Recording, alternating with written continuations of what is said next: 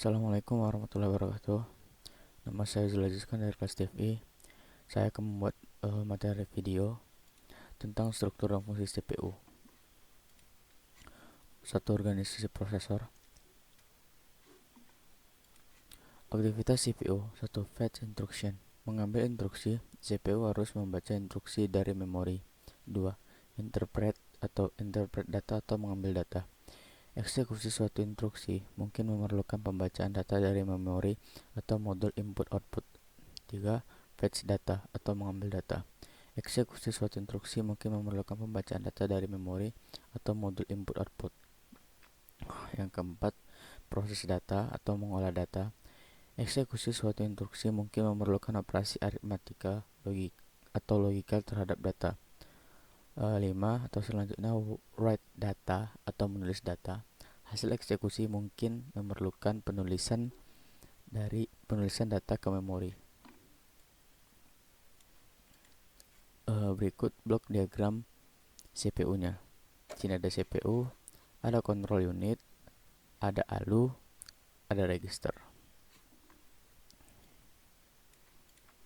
CPU. Bagian-bagian yang ada dalam CPU: 1. ALU atau arit logic unit,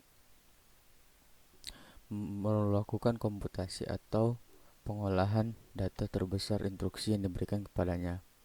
Kedua, komponen-komponen utama CPU.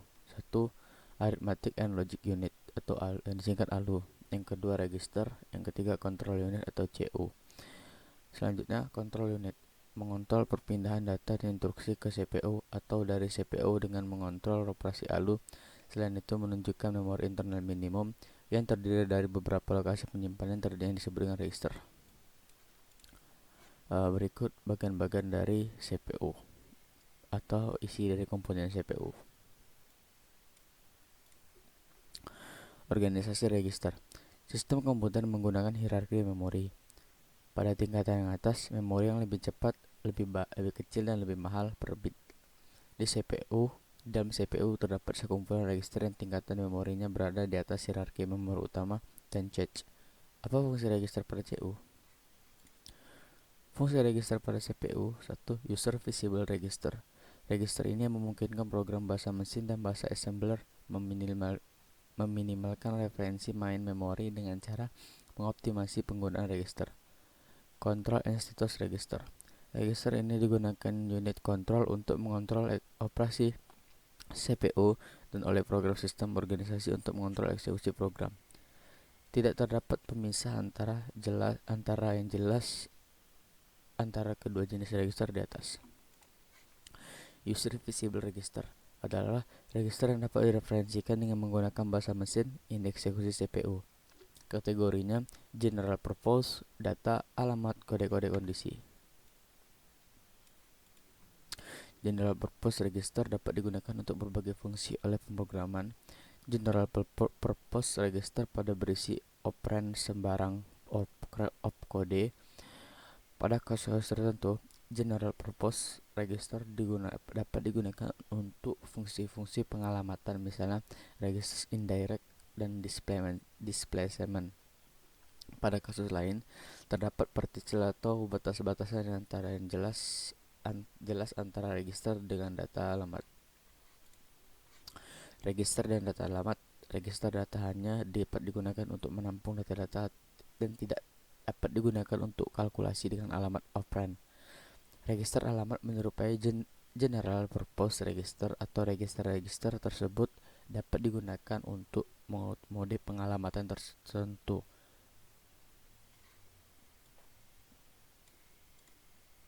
Masalah, apakah perlu menggunakan General Purpose Register seluruh atau hanya saja untuk keperluan saja? Jumlah register yang harus tersedia, baik General Purpose maupun register data dan alamat. Seri 1. Specifier operand hanya perlu mengidentifikasi salah satu kumpulan register khusus saja dan tidak perlu mengidentifikasi seluruhnya, karena itu akan mendapat menghemat bit kekhususan untuk membatasi fleksibilitas pemrograman. Tidak terdapat solusi akhir bagi masalah rancangan ini, namun seperti telah dikatakan di atas, kecenderungan mengarah ke penggunaan register. Register yang penting bagi eksekusi instruksi. Program counter atau PC atau penjaga program, instruction register, memory address register atau MIR, memory buffer register atau MBR.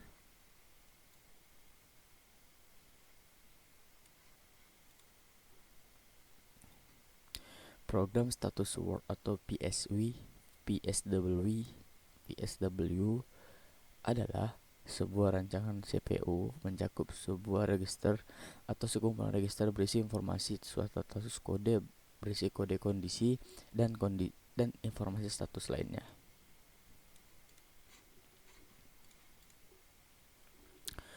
Common fill and atau flag apa saja? Equal, overflow, interrupt, enable or disable, supervisor. Terdapat beberapa register lainnya yang berkaitan dengan satu-satu kontrol yang dapat ditemukan dalam rancangan CPU tertentu. Selain PSW, memungkinkan terdapat suatu pointer ke blok memori yang berisi informasi status tambahan, misalnya blok-blok kontrol proses. Pada mesin yang memakai interrupt bervektor, dapat disediakan register vektor interrupt. Perancangan harus menentukan jumlah informasi kontrol yang harus berada di dalam register dan jumlah yang berada di dalam memori. Oke, kita lanjut ke materi selanjutnya tentang struktur dan fungsi CPU. Siklus instruksi, ada beberapa subsiklus apa saja? Subsiklus instruksi ada fetch, execute, interrupt. Siklus tidak langsung apa itu? Eksekusi sebuah instruksi melibatkan sebuah operand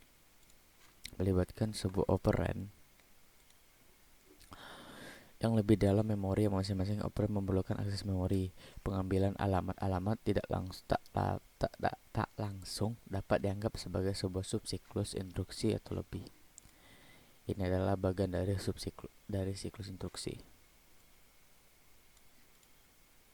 Apa ada cara pandang yang lain? Ada. Bagaimana? Siklus instruksi, sekali instruksi telah diambil, maka operand spesifiernya harus diidentifikasi. Kemudian seluruh operand input yang berada dalam memori akan diambil dan proses ini mungkin memerlukan pengalamatan tak langsung. Operand berbasis register tidak perlu diambil. Apabila opcode telah dieksekusi, proses yang sama akan diperlukan untuk menyimpan hasilnya di dalam memori. Berikut bagian-bagian dari diagram status siklus instruksi. Ini aliran data siklus pengambilan, aliran data siklus tak langsung, aliran data siklus interupsi,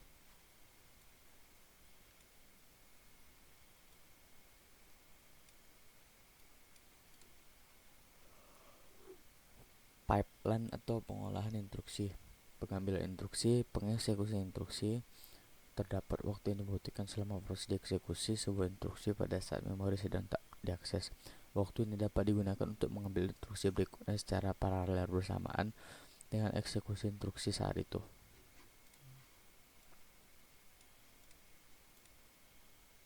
Efek pipeline mempercepat eksekusi instruksi apabila tahapan pengambilan dan eksekusi instruksi memerlukan waktu yang sama, maka siklus instruksi berkurang menjadi separuh.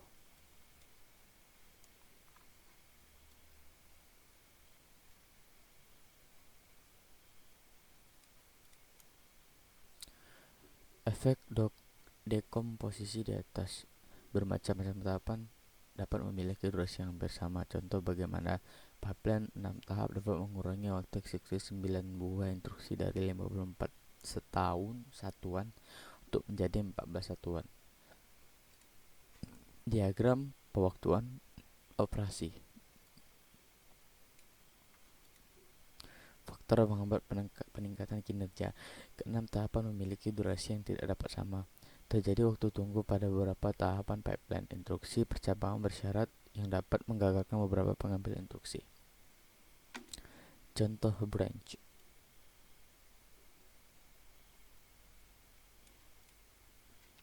Jadi kesimpulan, syarat agar bisa disebut CPU adalah bisa mengambil instruksi, menerjemahkan, mengambil data, mengolah dan menyimpan kembali. CPU dibantu memori internal yang disebut register. Terdapat dua grup register, yaitu register yang dapat diakses oleh programmer atau user visible register, dan register yang tidak dapat diakses oleh programmer atau control status word. Siklus instruksi terdiri dari fetch, execute, dan interrupt. Dengan cara pipelining, kinerja CPU dapat ditingkatkan.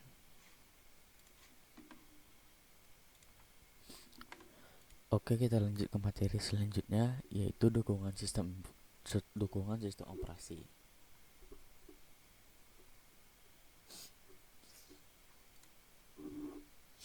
Pengertian sistem operasi: program yang mengatur sumber daya komputer, menyediakan layanan bagi pemrogram, dan menjadwal eksekusi program lainnya.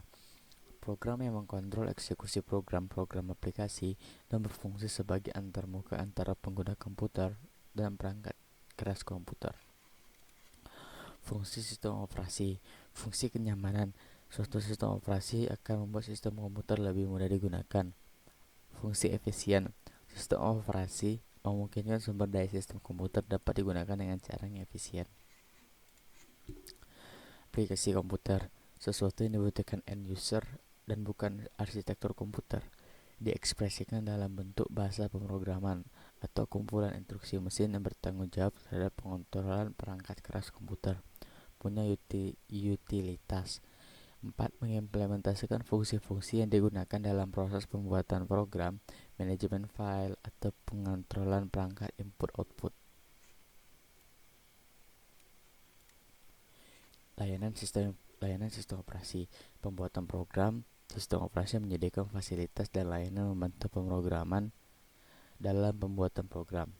Eksekusi program, sistem operasi menangani instruksi-instruksi seperti menyimpan ke memori utama, akses modul input-output, inisialisasi hardware, intinya menginterpretasikan instruksi program untuk dapat dimengerti oleh mesin.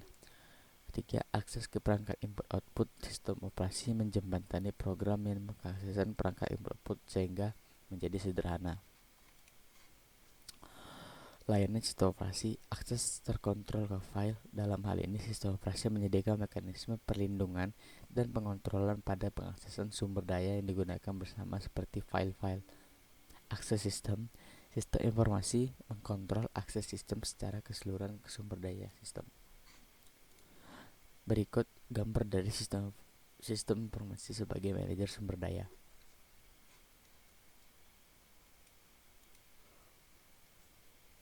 Sistem informasi sebagai manajer sumber daya.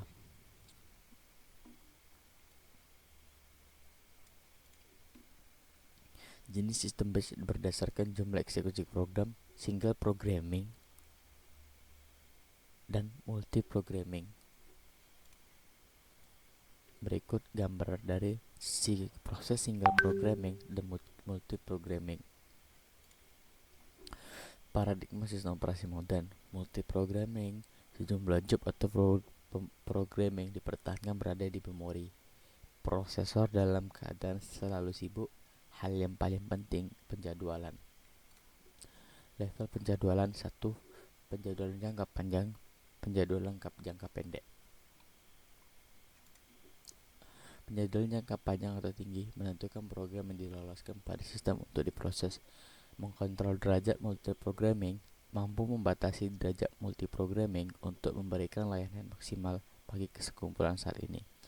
Melakukan eksekusi relatif tidak sering, membuat keputusan secara garis besar tentang diambil atau tidak suatu proses. Penjadwalan jangka pendek sering disebut dengan dispatcher, sering mengeksekusi dan membuat keputusan yang lebih detail tentang jobs yang akan dieksekusi untuk kesempatan selanjutnya. Oke, kita lanjut ke materi selanjutnya, yaitu dukungan sistem operasi. Ini adalah representasi proses dalam sistem operasi melalui blok control proses.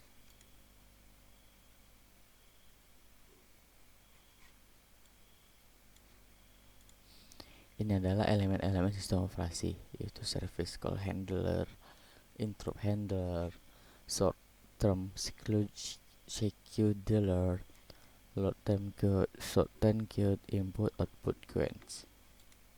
Elemen dan penjadwalan proses. Sistem operasi yang menerima kontrol proses pada interrupt handler. Hal ini bila terjadi interupsi pada service call sender, bila terjadi panggilan layanan. Sekali instruksi atau panggilan layanan ditangani, maka penjadwalan jangka pendek dipanggil untuk mengambil proses untuk selanjutnya dari proses. Ini adalah presentasi diagram antrian penjadwalan. Manajemen memori melakukan pengaturan prosesor sehubungan dengan penjadwalan proses yang harus dilakukan. Untuk mempersiapkan proses multiprogramming diperlukan pengaturan memori. Dalam sistem single programming, memori utama dibagi menjadi dua bagian, yaitu satu bagian untuk sistem operasi, bagian lainnya untuk program sedang berjalan. Dalam sistem multiprogramming, bagian pengguna dari memori harus dibagi untuk mengkomodasikan sejumlah proses. Tugas pembagian dilakukan secara dinamis oleh sistem operasi yang dikenal dengan manajemen memori. Ada beberapa istilah dalam manajemen memori yang akan dijelaskan, yaitu swapping, partitioning, paging, virtual memory.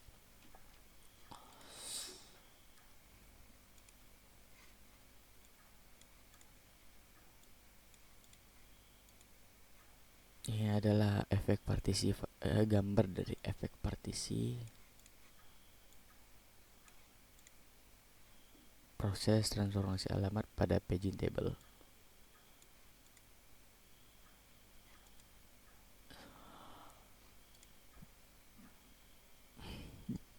Virtual memory.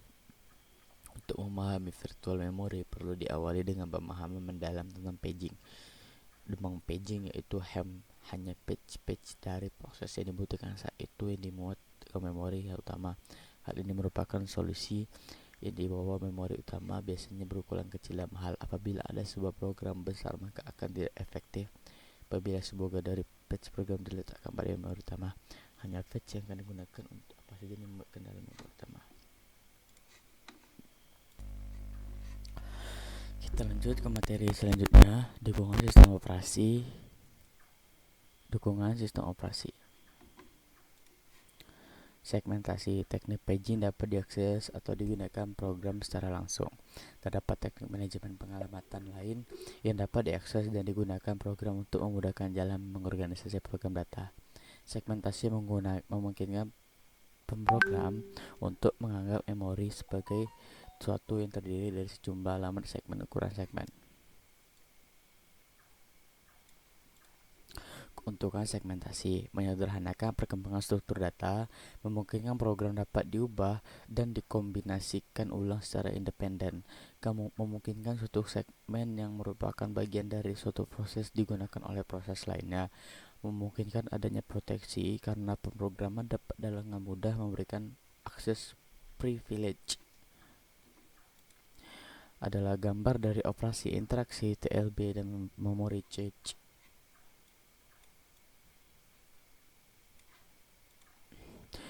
Memori PowerPC. PowerPC menyediakan pengalamatan yang kompresif untuk implementasi arsitektur 32 bit menggunakan teknik paging dengan mekanisme segmentasi sederhana. Bagi implementasi 64 bit digunakan paging dengan mekanisme segmentasi yang lebih baik.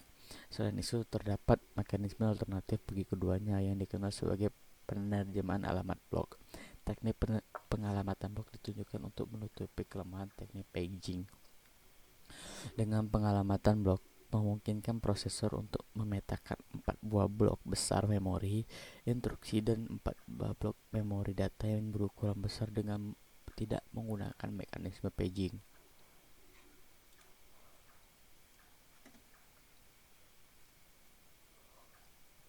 Mekanisme pengalamatan PowerPC 32 bit.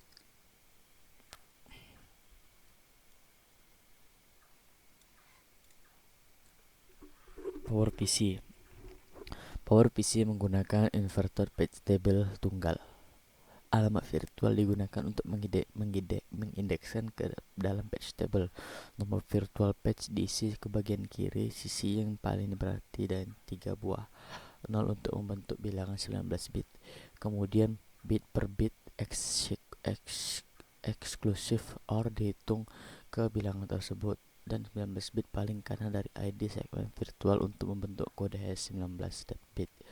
Tabel diatur menjadi n block terdiri dari 8 buah entry dari 10 sampai 19 bit kode hash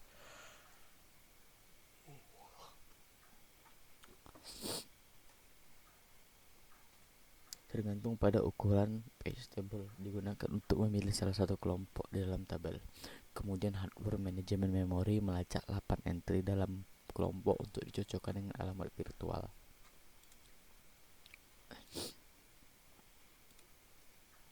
Kesimpulan, operating system bertugas sebagai penghubung antara user dan perangkat keras agar user dapat menggunakan perangkat keras secara nyaman dan efisien. Operasi sistem mengatur sumber daya perangkat keras.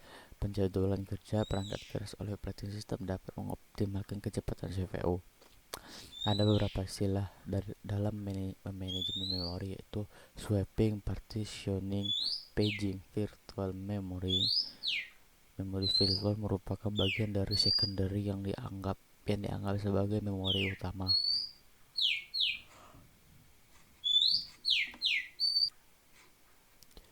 Operasi unit control. Unit control, bagian CPU yang menyebabkan fungsi komputer dapat tercapai, mengeluarkan sinyal-sinyal kontrol yang bersifat internal bagi CPU untuk memindahkan data antar register agar alur melakukan fungsi dan untuk mengatur operasi-operasi internal lainnya.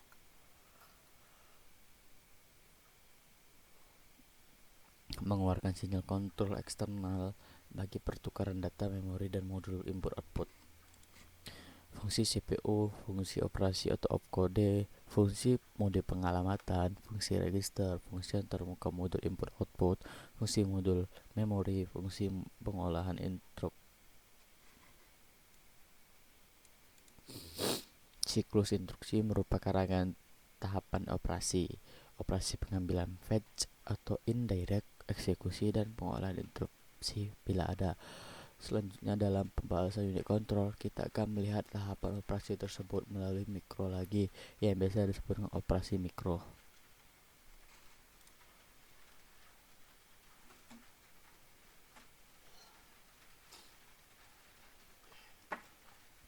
Berikut adalah elemen eksekusi program.